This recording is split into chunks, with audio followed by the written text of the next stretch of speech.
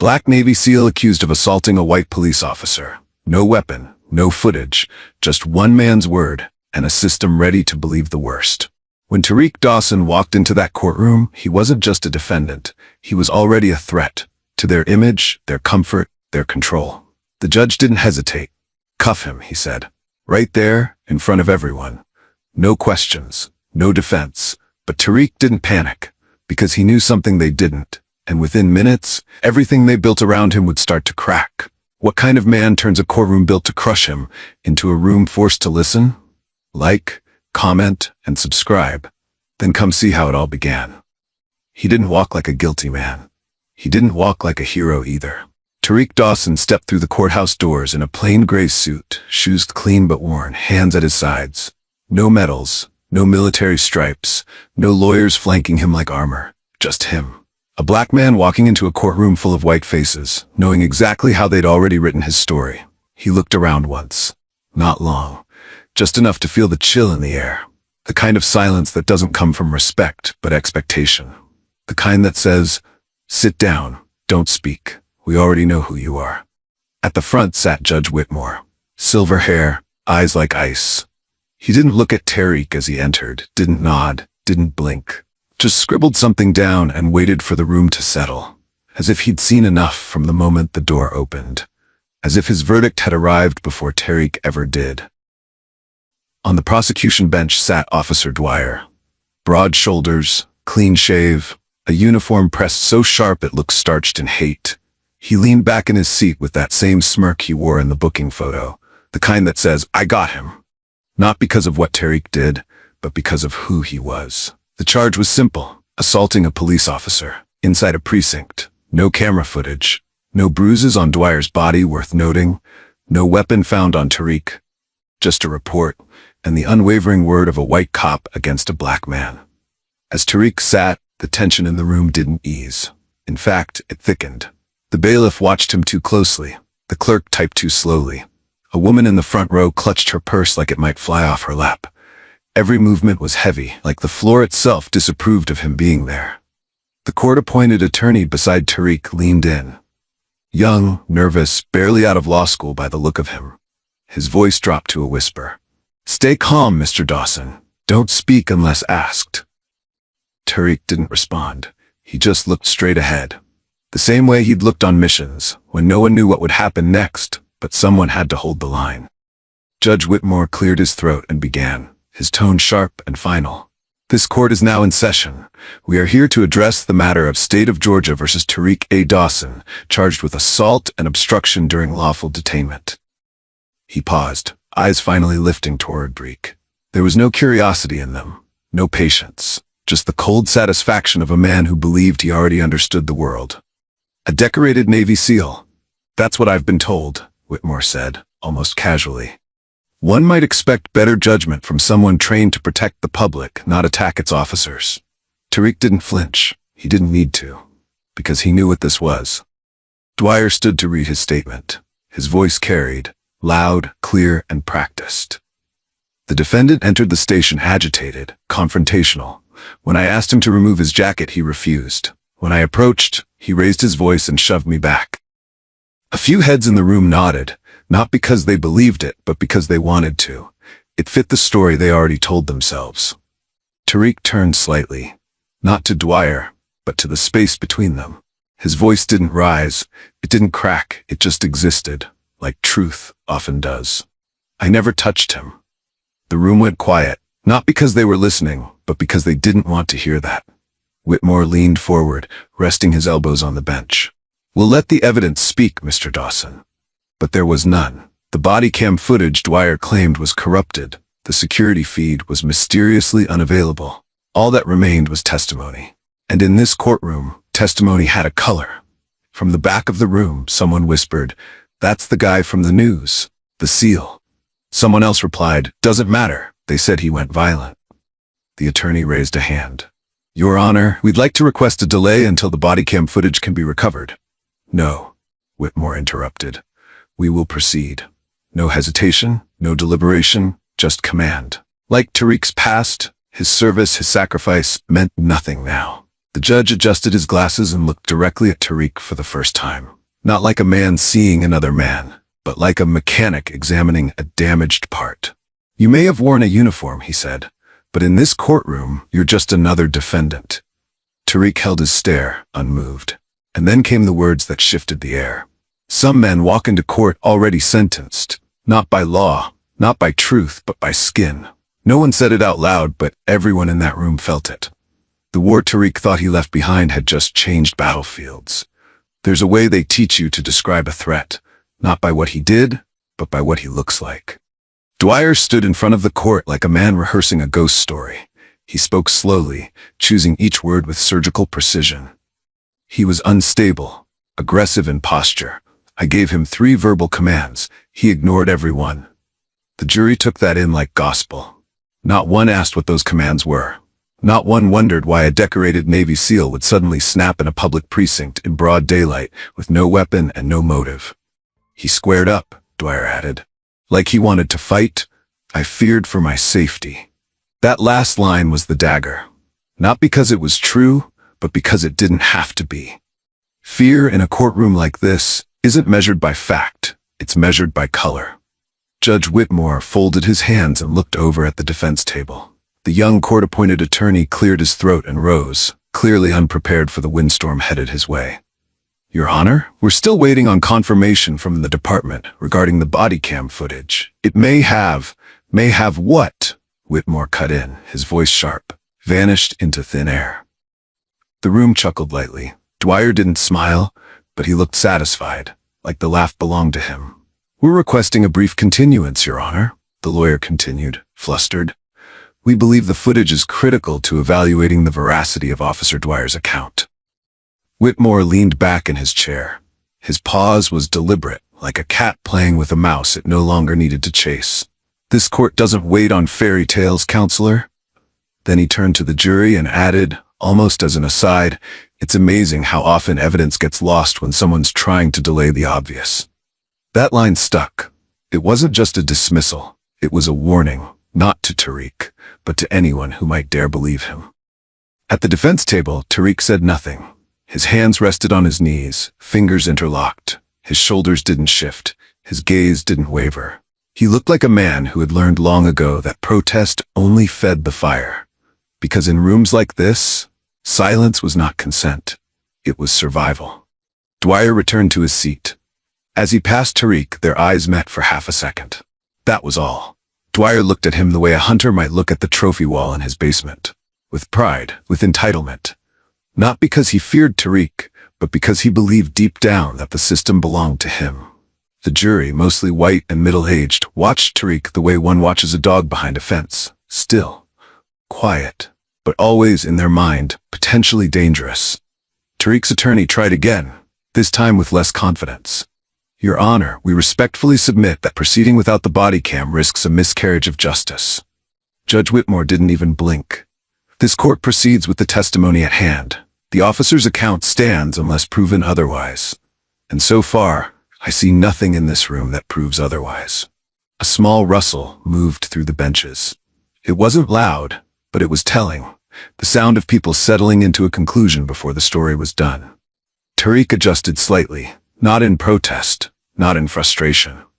Just enough to stretch his fingers, which had begun to stiffen from the cold tension in the room. He looked forward again, not at Whitmore, not at Dwyer, but at something past them, something they couldn't see. The attorney leaned over, whispering, "We'll try to bring it up again later. Just hold steady." Tariq nodded once, barely. It was then that a woman in the gallery whispered to her friend, "Didn't he used to be in the military?" The reply came with a shrug. "That don't mean he didn't do it. You know how they get after combat." "They." One word, said soft, cuts hard. Judge Whitmore tapped his pen against the bench.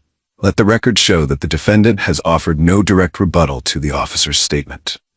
Of course he hadn't. There was nothing to rebut when the whole process was scripted. In that courtroom, Tariq wasn't a SEAL, wasn't a veteran, wasn't a father or a neighbor. He was a symbol, built for the state to destroy in plain view. No explosion, no outrage, just a clean, quiet dismantling. And in that stillness, the system looked calm. But it wasn't calm. It was satisfied. Because the structure doesn't need to scream to crush you. It just needs you to sit there while it does. The room had been holding its breath since the last testimony ended. Judge Whitmore scribbled something on his notepad with the careless hand of someone who had already made up his mind. The jury shifted, restless. Then Officer Dwyer rose again, with a look on his face like he'd been waiting for this exact moment.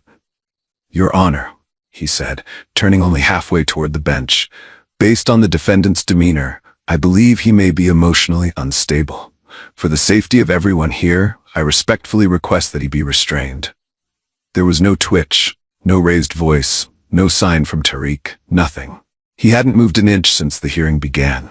But Dwyer made it sound like a ticking bomb was seated beside his lawyer. Whitmore didn't even glance at Tariq before speaking. Granted, that word fell like a gavel itself.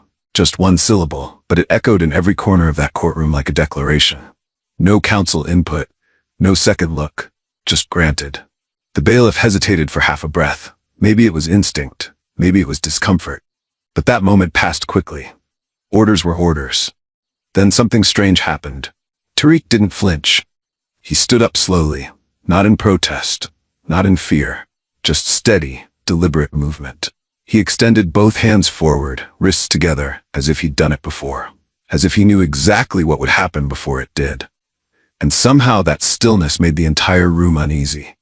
The metallic click of handcuffs broke the silence. Not because it was loud, but because it wasn't supposed to happen here. Not in the middle of a courtroom. Not in front of the jury. Not to a man who hadn't raised his voice once. From the back row, a voice cut through the quiet. "This is wrong." Heads turned. It was a woman, mid-40s maybe, dressed in a deep blue blouse and holding a handbag against her chest like a shield. Her voice trembled, but not with fear. It trembled with rage. "You all see what's happening," she said louder now. "Y'all really gonna sit there and act like this is normal?" Whitmore slammed his palm on the bench. "Order in the court." But the tension had already shifted. Something in the air had cracked. Tariq turned his head just slightly toward the woman and gave the smallest nod, like he understood her outrage, but didn't want her to carry the burden alone. He looked back to the bench, wrists now bound in steel, and said in a calm, steady tone, "You're not restraining me. You're just comforting yourselves." It was the kind of sentence that didn't need to be repeated to be remembered. Even Dwyer blinked. Judge Whitmore leaned forward, jaw tight, but he didn't respond. Maybe he realized that pushing back now would only expose more than he was ready to answer for. The woman in blue was escorted out gently by another bailiff, but her words still hung in the air, like smoke after a slow fire. The courtroom grew quieter than it had all day. The jurors avoided eye contact with one another. The prosecutor scribbled notes that didn't matter. Tariq sat back down, cuffed, spine straight, shoulders squared, eyes forward. He didn't need to shout, he didn't need to beg. He'd already told them everything they needed to hear. They just had to decide whether they were willing to listen. They tried to make him disappear behind silence and steel, but there are stories that refuse to stay buried. Tariq sat with his wrists still cuffed, his back straight, his eyes never blinking. The courtroom had seen men fidget, tremble, shout. Tariq did none of those things. And that, somehow, unsettled them even more. His court-appointed lawyer finally spoke. The man had barely said a word the entire morning, his voice thin and hesitant, but now he cleared his throat and stood up, trying to seem bigger than he felt. "For the record," he began, "Mr. Tariq Dawson served 14 years in the United States Navy. He was part of SEAL Team 6. He led classified missions that protected this country at the highest levels. He has been decorated for valor, for restraint, and for acts most of us wouldn't survive, let alone volunteer for." The judge barely looked up. His pen moved in tiny, meaningless circles on the notepad in front of him. Then he said it flatly, like brushing dust off a coat sleeve. "This is not a battlefield, counselor. It's a courtroom." There was a pause that didn't feel like silence. It felt like something cracking. Tariq didn't respond. Not at first, but his jaw tightened ever so slightly, and the temperature in the room seemed to shift. In the back, an older man, skin weathered like desert rock, the kind of man who had seen too much and spoken too little, took off his cap. It was an old Navy ball cap, frayed at the edges, with a faded patch that read USS Carl Vinson. He pressed the cap to his chest and looked at Tariq, and for a moment his lips trembled. He didn't say a word, but the tears in his eyes said more than any statement could. And then the memory came. It was years ago, in a dirt-slick forward base in Afghanistan. Tariq had been one of 3 Black SEALs on his unit. The others were gone now. One to shrapnel, one to a discharge that came with whispers and no explanation. They had taken a hill together, neutralized a threat, extracted a hostage. After the dust cleared, a young private, white, scared, bleeding from the side, looked at Tariq and said, "Didn't expect you to be the one saving me." Tariq didn't answer. He just handed him water and kept walking. But the next day, back on base, he heard it in the showers. Someone called him a war dog, said it with a smile, like a compliment, and the room had laughed. After that, he learned that bravery had limits. Some uniforms made you invisible, even when you bled for them. Back in the courtroom, Tariq looked ahead. He said nothing. But everyone could feel it, the weight of a man who had fought for a country that refused to fight for him. The judge was still writing, still refusing to meet his eyes, and the cuffs on Tariq's wrists caught the light again, glinting like chains. The older veteran in the gallery finally leaned toward the person beside him and whispered, just loud enough for those nearby to hear. Out there, he was a hero. Back home, they call him a threat. No one answered. No one corrected him. Because that sentence didn't need defense. It was already the truth. In that moment, it was no longer about guilt or innocence. It was about what this country chooses to see and what it chooses to ignore. And still, Tariq sat without moving. Not because he was powerless, but because he understood something most men never do. That sometimes, the loudest fight is the one where you say nothing and make the world feel it anyway. The courtroom had gone still again. But not because of fear. It was the kind of silence that comes when something unexpected enters the room. Not loud, not disruptive, just out of place enough to demand attention. A woman rose from the second bench near the aisle. She was calm, but her eyes carried weight. The kind of weight that doesn't come from anger, but from memory. She walked forward with a quiet steadiness, holding a small black drive in one hand. Judge Whitmore glanced up, visibly annoyed. "Ma'am, if you are not counsel or listed on the docket, I'll have to ask you to return to your seat," he said coldly. "My name is Dr. Nia Ellis," she said, her voice controlled. "And I have evidence this court has not seen. Footage that was deleted from the precinct server before the investigation even began." There was a pause. Not dramatic, not cinematic. Just a real, uncomfortable beat where no one knew what would happen next. She placed the external hard drive on the prosecution table. One of the younger clerks looked to the judge, unsure whether to touch it. Judge Whitmore didn't blink. "There is a procedure for evidence submission, Doctor. You're interrupting an ongoing hearing." "The chain of custody was broken long before I walked in here," she replied. "I recovered this from an off-site backup. Your Honor, this is the original footage from the station security system. I have it time-stamped, verified and mirrored with metadata. That got people sitting up straighter." A murmur rippled through the room, followed by the quick shuffle of attorneys exchanging glances. Whitmore narrowed his eyes. "And how exactly did you come to possess this alleged footage?"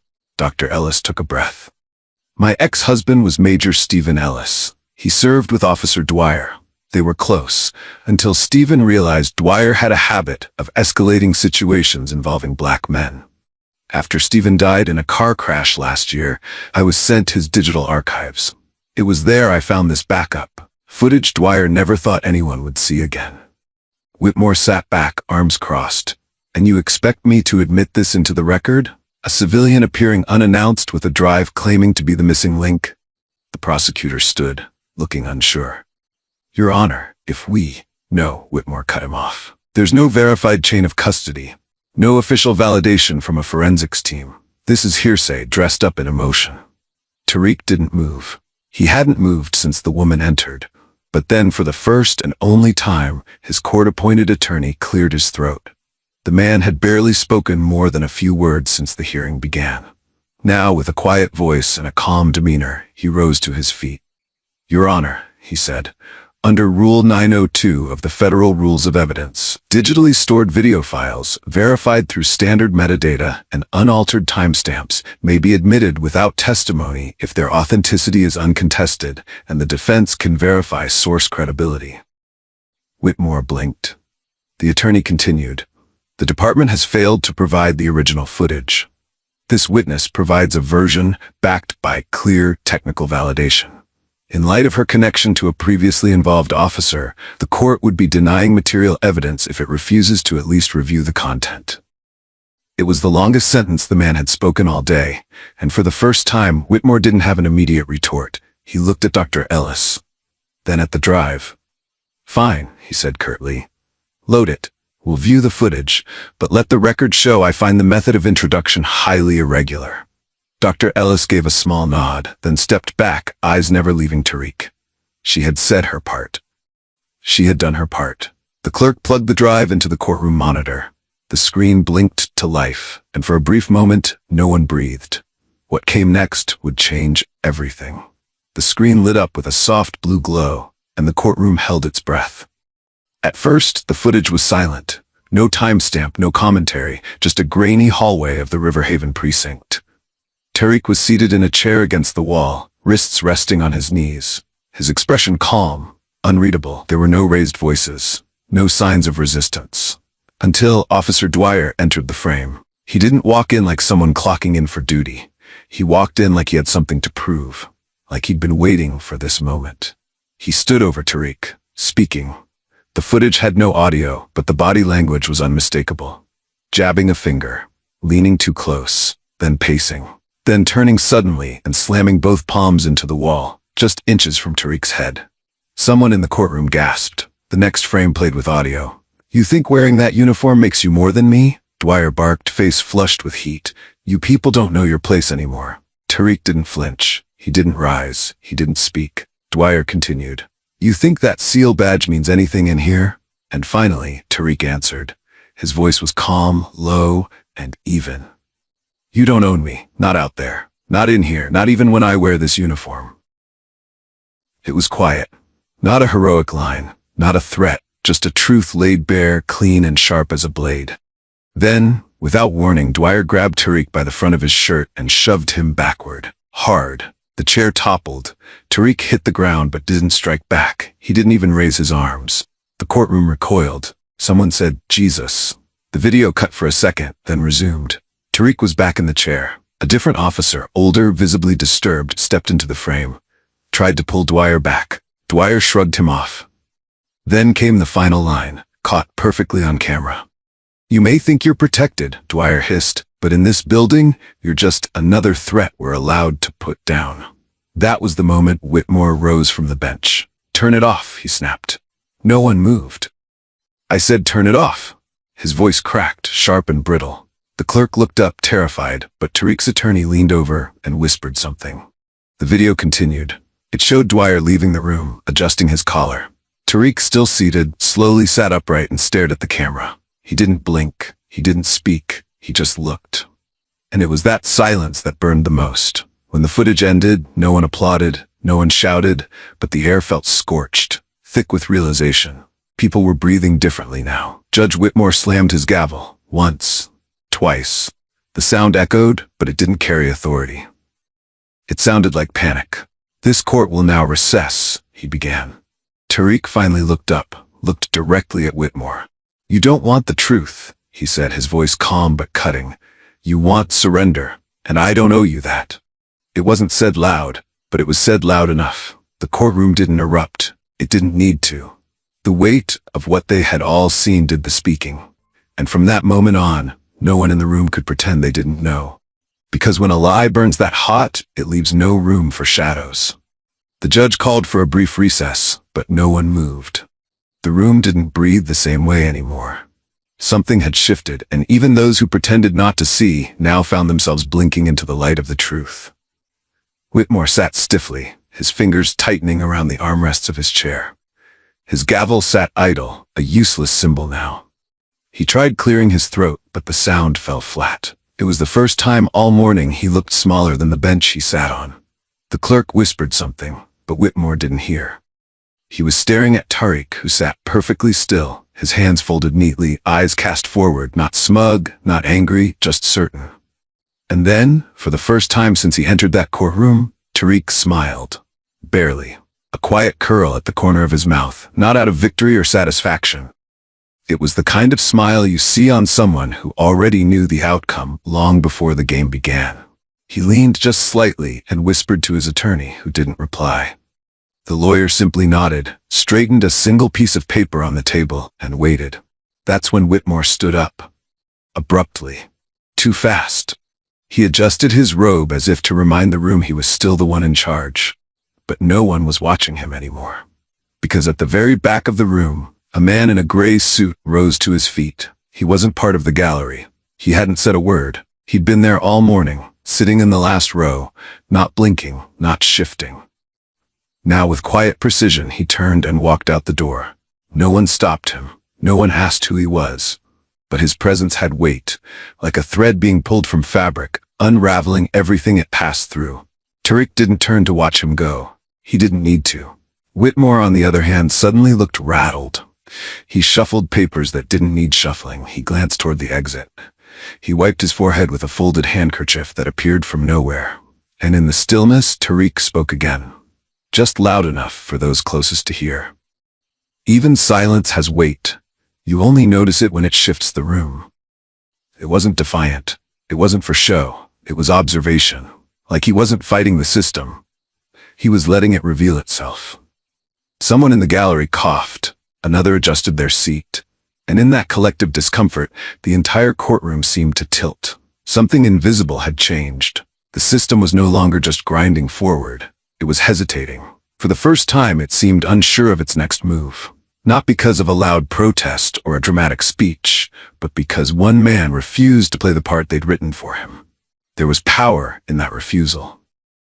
Not the kind you declare, the kind you wear quietly. Judge Whitmore tried to speak. His voice cracked. This court will reconvene in 15 minutes. He stood, walked off the bench without looking at anyone. His back stiff, his steps too quick. No one followed. Tariq remained seated, calm. That faint smile now gone, replaced by something heavier, but also clearer. He glanced at the camera mounted on the far wall. A red light blinked. The whole world would soon see what had been hidden. And somewhere far beyond that room, phones were already ringing. Emails were already opened. One man's silence had just echoed through a very loud system, because not all authority wears a robe. Some wear quiet, until they choose not to.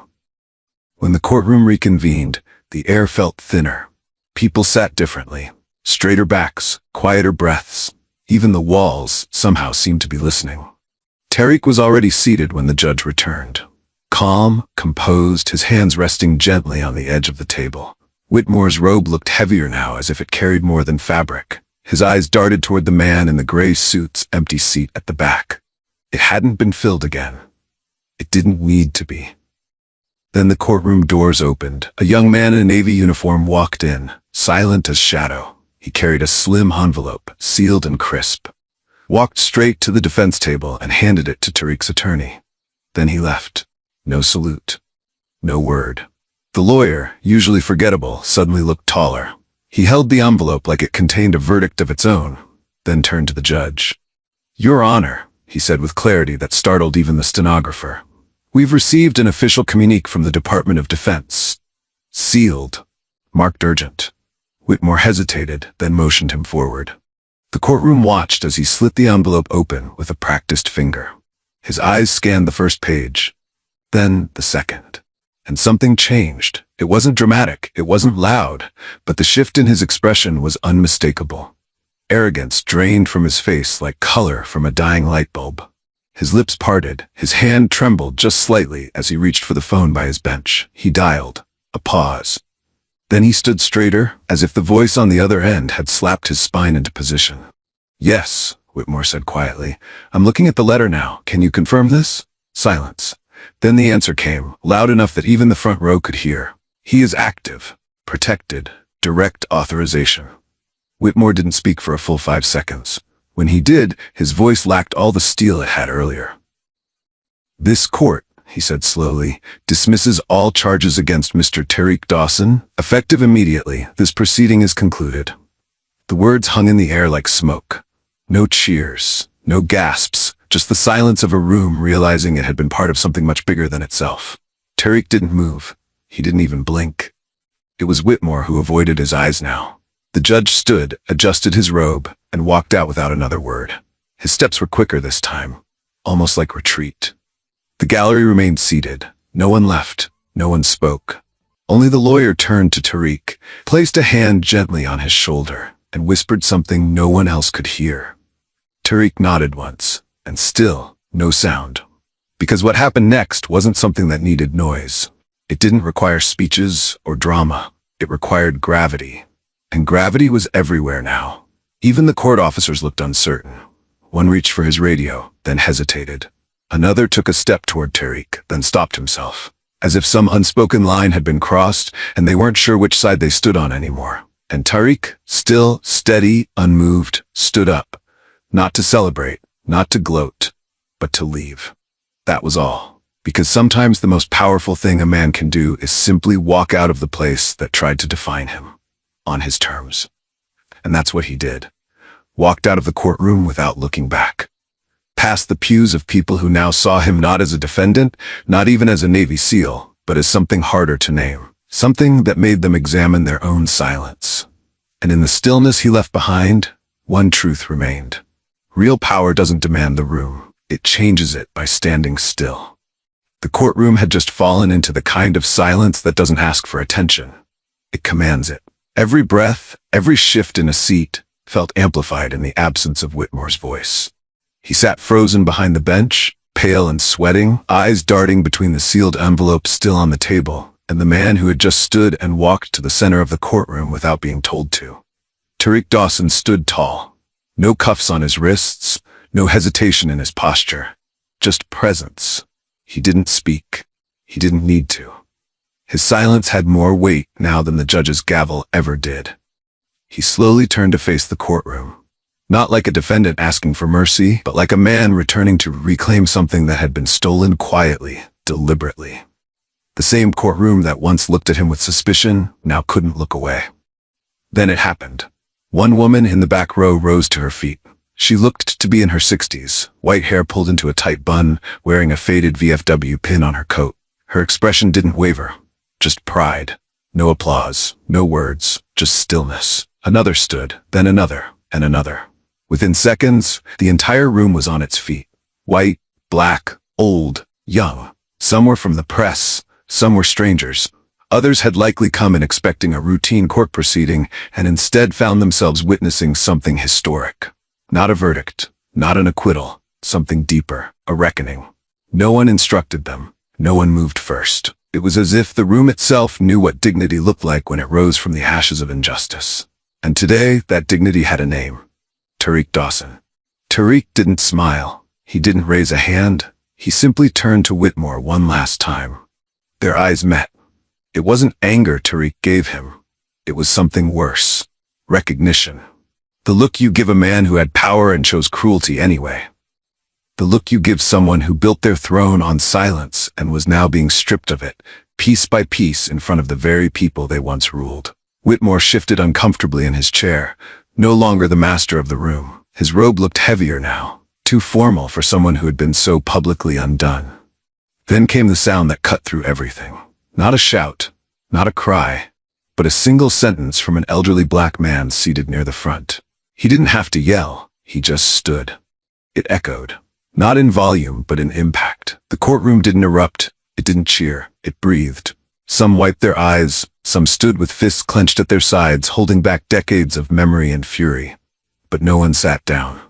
Tariq slowly walked past the benches. Every step he took felt like a reclamation, not just of his innocence, but of his humanity. Every person he passed looked at him not as a man once accused, but as a man finally seen. Near the door, a young black boy no more than 10 stood next to his father, his eyes locked onto Tariq's.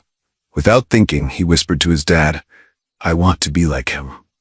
His father didn't respond. He just gripped the boy's shoulder a little tighter, nodding slowly. By the time Tariq reached the exit, the room hadn't moved. Still standing, still quiet. Because in that moment, there was no debate, no question, no argument about what had just happened. A man had walked into that courtroom, judged by the color of his skin. He left judged by the strength of his spirit.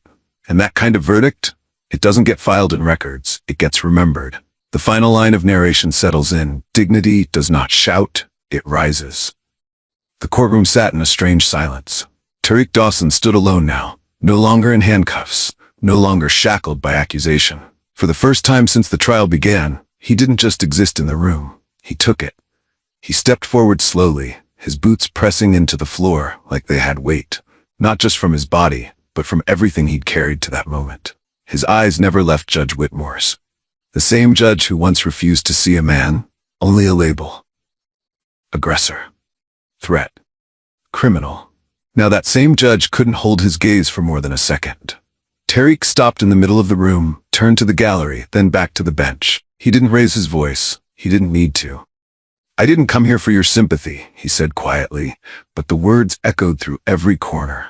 "I came here because the truth deserves a place to stand." Whitmore shifted in his seat. "This courtroom is not your stage, Mr. Dawson." Tariq looked up at him, not defiant, not angry, just steady. "No," he replied, "it never was, but it was always your mirror." There was a moment, one that stretched too long to be comfortable, where no one breathed. Then, a man in the back slowly stood up. An older gentleman, black, dressed in a modest gray suit. He didn't say a word, he just stood. Then another person rose. A white woman this time, middle-aged, her eyes wet. She clutched her purse to her chest, then stood tall beside the man. And then more. Row after row. Some black, some white, some in uniforms, some in suits. One man had tears on his cheek he didn't bother to wipe. Another woman pressed her hands together like a prayer. They weren't clapping, they weren't shouting, but no one sat. Tariq looked around the room and whispered, "I didn't ask for this." Whitmore watched, lips tight. "You don't have to ask," the older man in the back finally said. "You already earned it." The judge's gavel twitched in his hand, but he didn't bang it. Tariq turned back toward him. "You remember what you said to me the first day?" he asked. Whitmore didn't answer. "You said this courtroom doesn't wait for fairy tales." He paused, letting the weight of the memory hang. "Well, Judge," Tariq said, "this wasn't a fairy tale. It was just a man trying to tell the truth before you cut him off." Whitmore leaned forward. "You were charged with assaulting an officer." "And that officer," Tariq said, "assaulted the truth, and you let him." More people stood. The gallery was no longer just observers. It had become something else, a witness to justice that never came through procedure, but through clarity. Tariq took one last look around. His voice softened. Dignity doesn't raise its voice, it rises. Then he turned, walking away from the bench without permission, without hesitation, like he owned the floor he had once been dragged across.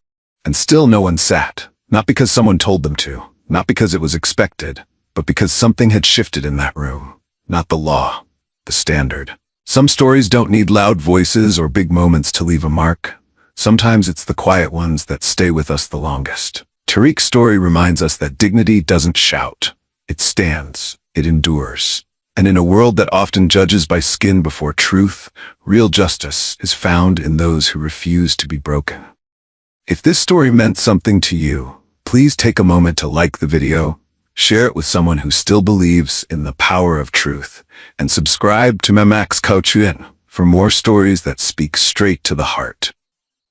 Your support helps our team keep doing what we love, telling stories that matter. Because here at Handcuffs, we don't just tell stories, we help people remember.